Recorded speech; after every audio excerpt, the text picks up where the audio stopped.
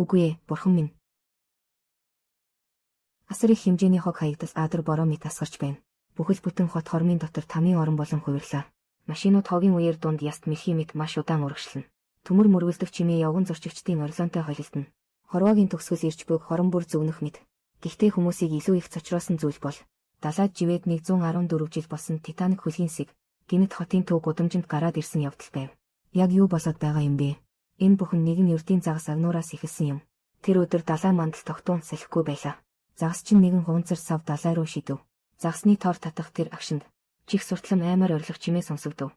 Загасны торонд ямар нэгэн амтан ороогдсон бололтой. Загасчид аюул нүүрлсэн мэт сонор сэрэмжтэй байлаа. Дүрс ойролцоох эргийн зурус руу шилжив. Сайн бэлтгэгдсэн нэгэн баг. Цэргийн албан хаагчид жижиг загасчны тосгонд ирлээ. Нарийн шалгалт хийсний дараа тэд эцэст нь энэ удаагийн даалгаврын байг олж харав. Энэ бол өнөөх загасчдын барьсан нууцлаг амтан байлаа. Тэд түүнийг хэрцгийгээр хөнөөсний дараа мөнгө олох арга хайж цогцыг загасчны тосгонд авчирсан байжээ. Цэргийнхэн энэхүү гүн далайн мангасыг ихэд чухалчлав. Домог ярианд хүмүүс түүнийг далайн чөтгөр гэж нэрлэдэг. Гэвч орчин үеийн биологийн үүднээс харуул энэ нь босоо явдалтай хөндий хөвлөдөн төрлийн амтан юм. Энгийнээр бол усан хүн гэж нэрлэнэ. Уг нь энэ нь цэргийн дээд удирдлагуудын анхаарлыг татах үз биш байсан ч далайн мангасын ирүүн доороос нэгэн сувд олсноор байдал өөрчлөгдөв. Энэ нь байгалийн тогтоц биш. Харин зориудаар шигтгсэн гоёл чимэглэл байлаа. Мянган жилийн турш зөвхөн хүн төрөлхтөн л ийм зүйл хийдэг байсан. Энэхүү усан хүн өндөр оюун ухаантай болох нь тодорхой харагдана. Хар арьст командлагч шим тэв нээсэн мэт баярлаж далайн мангасыг нарийн шинжилгээнд оруулахаар шийдэв. Бүх хүмүүс явсны дараа зөвхөн Барклис усан хүний цогцсны өмнө алгуурхан төхөж ирлээ. Тэрээр дотроо чимээгүйхэн залбирч байв. Юу ч болсон бай. Энэ бол нэгэн цагт амьд байсан амьд тасарсан бие юм. Үүний дараа Баркли болон бусад хүмүүс тусгай тоног төхөөрөмжтэйгээр далайн ирэг дээр ирлээ. Энэ бол хар арьст командлагчийн тусгайлан өгсөн тушаал байв. Далайн гүн рүү орчуулгын долгион илгээж тэрээр оюун ухаанд усан хүний омгийнхонтой холбоо тогтоохыг хүссэн юм. Шүн дунд орчин тойрон нам гүн болох үед усан хүний цогцыг хамгаалж байсан цэргүүд хөөрөлдөн инээлтэж байлаа. Гэтэл эргэж харах зууртал ямар нэг зүйл буруу байгааг мэдрэв. Хатуу цементэн шалнаас гинэт ус нэвчиж эхэллээ. Дээр нь гიშгэхэд яг л намганд унах мэт байв. Эмэгтэй цэрэг юу болоод байгааг ойлгож амжаагүй байтал биеийнх нь тал хэсэг дотог шингэн орлоо. Хажууд нь байсан нөхөр нь яхаа мэдэхгүй сандарч аврахыг хүссэн ч хүчин мөхөсдөв. Нэгэн хар гарч ирэн түүнийг ч мөн намганд даран оруулав. Тэгтэл усны мандалд долгиом үсэж хар сүдэр хурдтай гарч ирээд өлгөөтэй байсан усан хүний цогцыг буулгаж авлаа. Төд удалгүй баазад төгшүүрийн дохио хангинав. Гүн нойрондоо байсан цэргүүд майхнаасаа яаран гарч ирлээ. Тэдний хэргийн газарт яаран ирэхэд усан хүний цогцос алга болсныг олж мэдэв. Мөн хоёр харуулын хамт бүгд ор сурггүй алга болжээ. Саяхан зөөлөн байсан намгархаг газар дахин хатуу гучилтай зам болон хувирав. Баркли хөлийн доор хачирхалтай зүйлийг анзаарч газар доороос гинэт нэгэн сандал татаж гаргав. Командлагч холбооны хэрэгслээр алга болсон хоёр цэргээ дуудахыг оролдов. Гэтэл хөлийн доороос сулхан чимээ сонсогдлоо. Тэрээр итгэж ядан дахин дуудахад холбооны хэрэгсэл шалан доор булагдсныг батлав. Хідэн хүн хуруугаараа хуурай шороог ухаж эхэллээ. Гинэт тахирлаж мөрийсэн гар харагдав. Баркли далайн ирэг дээр суун удаан хугацаанд тайвширч чадсангүй. Энэ бол түүний цогцтой нүүр тулсан анхны тохиолдол байлаа. Зүрхэнд нь хургасан айцыг яагаад ч хөөж гаргаж дөнгөсөнгүй. Харин хар арьст командлагчийн нүүрэнд эргэлзээ дүүрэн байв. Тэд бол ухтаа нүүбийн тагнуулын тусгай хүчинд харьяалагддаг бөгөөд зөвхөн шинжлэх ухаанаар тайлбарлах боломжгүй нууцлаг хэргийг шийдвэрлэдэг хүмүүс. Уг нь тэд иймэрхүү аимшигт дүр зурагт дассан байх ёстой байтал Баркли үнэн байдлаа хэлхээс өөр аргагүй болов. Үнэн дээр тэр зүгээр л хилцийнхээ бичиг хэргийн ажилтан. Анх томилогдсон гүйцэтгэгч нь амралтаараа явчихсан тул Барклигийг хүчээр чирч ирээд орон тоо бөглүүлсэн хэрэг. Түүнийг орлон тоглогчийн жагсаалтад багтсан шалтгаан нь бүртгэл хийх үед хамт ажилтдаг хүн нь төрөх эмнэлэг явах хэрэгтэй болж Барклигийг оронд нь туслаач гэж дуудсан байгаа юм. Одоо тэрээр яах гэж ирвдээ хэмээн өөрийгөө зөвхөд суун. Мэргэжлийн ямар ч сургалтад хамрагдаагүй түнд ийм аюултай нөхцөл байдлыг даван туулах чадал байхгүй. Гэвч командлагч түүнд хандан түүх гэдэг тоолж башгүй олон санамсаргүй явдлаас бүтдэг юм гэв. Түүнчлэн бүхий л агуу үйл явдлууд бичиг хэргийн ажилтнуудын нүдэн дээр өрнөсөн байдаг. Энэ бүхэн Барклигийг үлдээх гэсэн даалт санаа байлаа. Залуу байсан газараа удаан хугацаанд чимээгүй суув. Гээд дарга яаран хажууд нь ирж түүнийг тайвшруулав. Усан хүмүүс бол цусанд шунсан зэрлэгүүд биш. Харин хүн төрөлхтөн бий болохоос өмнө дэлхийг эзэмнэж байсан. Зөвхөн сүүлийн 1000 жил далайн ёроолт ичээнд байсан юм. Яагаад ч юм сүүлийн үед илрэх давтамж нь ихсв. Үнэн дээр тагнуулын тусгай хүчин усан хүмүүс байдгийг эртнээс мэдсэн ч зүгээр л нууцсаар ирсэн юм. Нэг ёсондоо хэрэв усан хүмүүс гүн нойрсоогүй байсан бол хүн төрөлхтөн дэлхийн эзэн болохгүй ч байж мэдэх байв. Гинэт чихэн дээр нүхтийнхэн дуу алдах сонсогдов. Усан хүмүүсийн нэг нь санаачлаараа өөрөө гарч ирэв. Бүх цэргүүд байлдааны бэлэн байдалд шилжив. Баркли үндсэн ажилдаа иргэн орж тэмдэглэлийн дэвтэр гарган тэмдэглэж эхлэв. Хоёр талд сүргэлдэж байх үед хар арьст командлагч том алхсаар гарч ирэв. Тэрээр цэргүүдэд зэвсгээ буулгахыг тохиж, техникийн ажилтнуудад орчуулагч төхөөрөмжөө ажилуулахыг тушаав. Командлагч төрүүлж найрсаг харилцааг илэрхийлж, усан хүнтэй инхийн хилэлцээ хийхийг хүсв. Усан хүний хоолойноос хачин жигтэй чимээ гарна.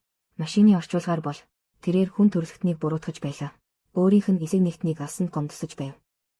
Та нар биднийг хөнөөлөө. Командлагч даруй няцаалт өгч. Усан хүмүүс ч бас хоёр хүний амийг авсан гэв. Ингээд хоёр тал тэнцлээ. Одоо харин сууж байгаад сайн ярилцах хэрэгтэй. Гэтэл усан хүн гинт уурсан догширч эхлэв. Орчуулгаас үзвэл тэрээр нийт хүн төрөлхтөнтэй хилэлцээ хийхийг хүсв. Хүмүүс энэ үгний учрыг тунгааж байх зуур. Утасны төгшөөрийн дохио гинт дуугарав.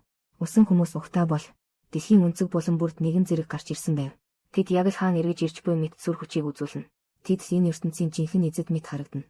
Усан хүмүүс ил гарсан явдал нь дэлхийд даяар асар том шууган тарив. Тэдний зорилгыг хурдан тодруулахын тулд Их Британийн засаг захиргаа давуу талыг олж, хэдхэн хоногийн дотор Empire State Building-т суугтай холбосон усан хоолой байгуулав. Энэ газар нь хүн төрөлхтөн усан хүнтэй анх удаа албан ёсоор уулзах цэг болох юм. Нүүбийн тагнуулын тусгай хүчний ерөнхий командлагч гээд энэ удаагийн хилэлцээний тэргүүн төлөөлөгчөөр сонгогдов. Хэдийгээр тэд аль нэг улсад хамаардаггүй ч энэ мөчид нийт хүн төрөлхтнийг төлөөлж байна. Дэлхий дээрх бүх амьд биетийн нэгдсэн хүсэл зориг. Хилэлцээ эхлэхийн өмнө техникийн ажилтнууд хаалтыг нээж хоолой руу ус шахаж эхлэв. Усны сав бүрэн дүүрэх хүртэл хяналтын дэлгэцээр хид хідэн усан хүмүүс танхим руу хурдтай сэлж ирэхийг хүн бүр харлаа. Хамгийн түрүүнд гарч ирсэн усан хүн хүндэд харуулах шиг сүр жавхлантай бөгөөд нухацтайгаар байрандаа зогсов. Үүний дараа асар том биетэй хоёр чамтан гарч ирсэн нь аимшигтай төрхтэй гүн тэнгисийн авраг загснууд байв. Хамгийн сүүлд энэ удаагийн хилэлцээний ерөнхий төлөөлөгч гарч ирлээ. Хүн бүрийн тесэн ядан хүлээсэн харцсан дор тэрхүү усан хүн аажмаар төрхөө ил болгов. Тэрээр бусад төрөл нэгтнээсээ илүү хүнтэй төстэй харагдах бөгөөд нүүрний хувирал нь хүртэл илүү баялаг байлаа. Мэдээж тэрээр маш өндөр оюун ухаантай ажээ. Харин танхимд байсан ажиглагчид нэгэн зүйлийг анзаарав. Усан хүмүүс далайн уснаас гарч чөлөөтэй амьсгалж чадхаж, энэхүү хоёр орчинд амьдрах чадвар нь тэдэнд хуурай газар руу довтлох бүрэн боломж байгааг илтгэн. Хурлын танхим шуугилдаж эхэллээ. Хүн төрөлхтний төлөөлөгч Jonathan доктор төрүүлж ам нээв. Тэрээр эхлээд усан хүний хүрэлцэн ирсэнд талархал илэрхийлж, урт нүсэр илтгэлээ тавихаар бэлдэж байтал усан хүний төлөөлөгч түүнийг бүдүүлгээр таслав. Тэрээр хүний хэлээр ярьж сурсан байх гэж хэн санах билээ. Тэр хүн төрөлхтнийг төсөөснөөс ч илүү мэддэг бололтой. Jonathan доктор ярианыхаа сэдвийг яран өөрчилж, усан хүмүүст зориулж бэлэг бэлтснээ дуулгав. Энэ бол дэлхийн хамгийн өндөр цэг, Эверест оргилын ховор цасан шивүүр цэцэг байлаа. Түүнээс өөрмөц эхлэн мөнөр ханхийн. Jonathan үгээр дамжуулан хуурай газрын хүмүүсийн давуу байдлыг гайхуулахыг хүсжээ. Гэтэл усан хүний төлөөлөгч мөн хүн бүрт зориулж бэлэг бэлтсэн байв. Энэ нь амьгүй болсон усан хүний төрс байлаа. Түүний дуу хоолой өөр хилэнгээр дүүрч, эдгээр хүүхдүүд аз жаргалтай өсөж торнох байсан ч хүмүүсийн хаясан газрын тос хорт бодис болон бохирдол дунд амьсгал боогдон өгсөн гэв. Танхимд байсан доктор сандарч твдэв. Тэрээр төгдрөн байж тайлбарлахдаа хүн төрөлхтөн далай тэнгисийг цэвэрлэж байгаа гэв. Гэвч усан хүний төлөөлөгч уурсан. Түүнтэй дахин хилэлцээ хийхгүй гэдгийг мэдгэдлээ.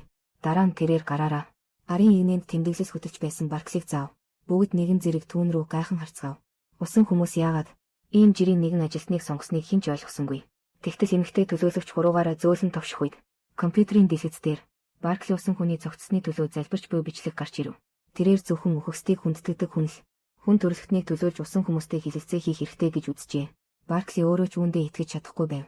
Игэл жирийн бичиг хэргийн ажилтан тэрээр гинэтхэн дэлхийн нийтийн анхаарлын төвд орчихлоо. Хилэлцээний ерөнхий командлагч гээд үүнд маш их санаа зовов. Хэрв Баркли ганц л буруу үг хэлбэл хоёр төрөлхтний хооронд дайн дэгдэж болцсошгүй. Гэвч усан хүмүүс тууштай байлаа. Тэд зөвхөн Барклигийн чин сэтгэл болон үзэл бодлыг сонсхийг хүсв. Энэхүү игэл залуу гарга буюу усан хүмүүсийн өмнө бүх хүн төрөлхтнийг төлөөлөн зогсов. Тэрээр бүр ойлгохтой костюм өмсөж амжаагүй байлаа. Усан хүний төлөөлөгч дахин онцлон хэлэхдээ би чамайг сонгосон. Яагаад гэвэл чамд хүнлэг чанар болон бүрөвч сэтгэл байна гэв. Баркли толгоос ихсрэн өөрийгөө бүх хүн төрөлхтнийг төлөөлж чадахгүй гэж бодов. Эцсийн эцэст тэр бол өчүүхэн жижиг нэгэн.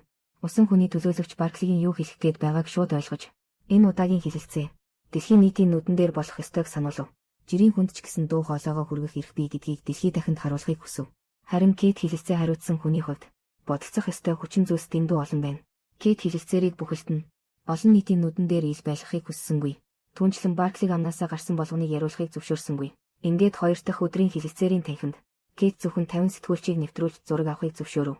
Мөн шууд дамжуулалт хийхийг хатуу хориглов. Барклид ч гэсэн дахин сануулж зөвхөн дэлгэц дээрх бэлдсэн текстийг л уншихыг тушаав. Дур мэдэн илүү дутуу зүйл ярьж болохгүй шүү. Асар том хоолойнууд дахин усаар дүүрэх үед усан хүний төлөөлөгч товсон цагтаа ирлээ. Баркли өчигдрийнхийг бодвол хамаагүй тайван байв. Тэрээр дэлгэц дээрх бичвэрийг даган мэдчилгээг чөлөөтэй хэлв. Яг хүн төрөлхтний хүсэлт шаардлагыг унших гэж байтал. Усан хүний төлөөлөгч гинэд түүний яриаг таслав. Тэр нэг аяг ус хүсв. Тэгэхдээ голын ус байх ёстойг онцгойлон анхаарууллаа. Эрхэм шинжээчид болон удирдагчид ийм энгийн хүсэлтээс татгалзаж чадсангүй. Тиймээс шууд л хэсэг цэргүүдийг голын ирэг рүү илгээв. Бохир заваан булангартай нэг аяг голын ус. Удалгүй Барклигийн гарт ирлээ. Усан хүний төлөөлөгч дараагийн хүсэлтэд тавив. Энэ нь Барклиг тэр усыг уухыг шаардсан хэрэг байлаа. Аягтай усан доторх шар өнгийн тундсыг хараад түүний царай маш сонирн болоод явчихв. Энэ үед дэлгэц дээр шин заавар гарч ирлээ. Баркли усыг ариутгасны дараа уух хэрэгтэй гэж хэлв.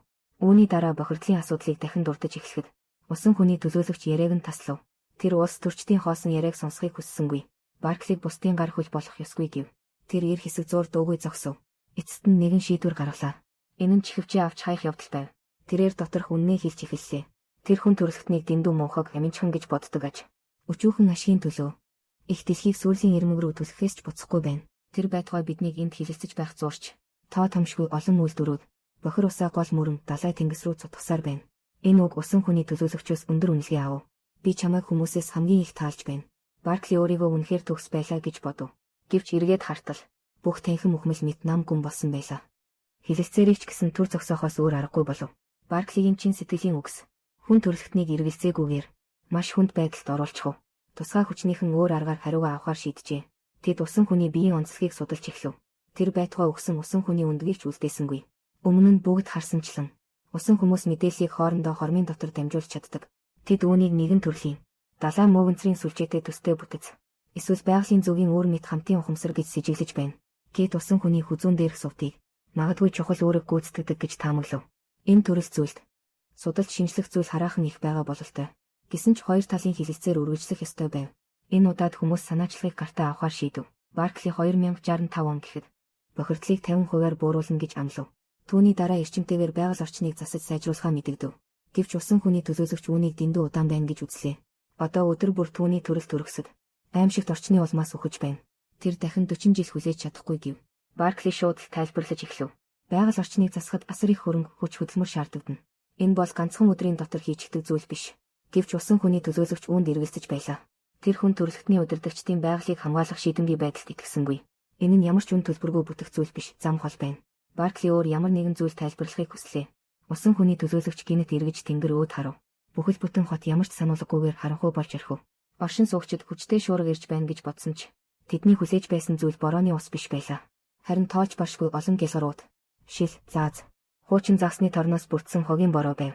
Бүхэл хот тэр дороо замраагүй эмх замраагүй байдалд орлоо.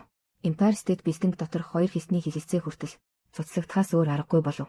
Гадаа байсан иргэд айд сандран тал тийшээ зогтов. Юу болоод байгааг хэн ч ойлгосонгүй. Далайд хаягдсан байсан тэр их хог хаягдал. Одоо яагаад хотын дээрээс асгарч байгааг гайхацгаана. Хагас цагч хүрэхгүй хугацаанд өмнө нь цэвэрхэн байсан гудамжууд хогонд дарагджээ. Хаашаа ч харсан. Бүхэл хот тэр чигтээ хогийн хаант улс болон хувирав. Хамгийн итгэмээргүй зүйл нь 100 гаруй жилийн өмнө живсэн Титаник хөлгийн үлдэгдэл. Нью-Йорк хотын төвд гарч ирсэн явдал байлаа.